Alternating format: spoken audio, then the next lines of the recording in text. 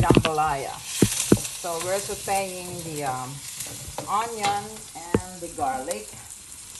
Plus we put the vegetables all together. There you go. So we're gonna cook the vegetables.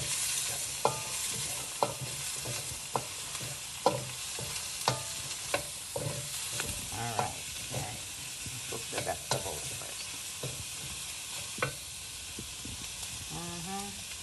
While we are cooking the vegetables, we're gonna put more like this one.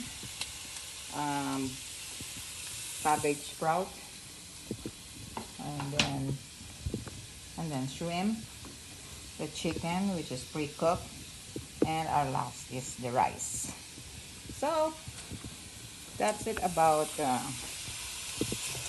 how to make jambalaya. First we saute onion, garlic, celery, and the vegetables that are need to be cooked first. There's the yellow pepper and the carrot. So,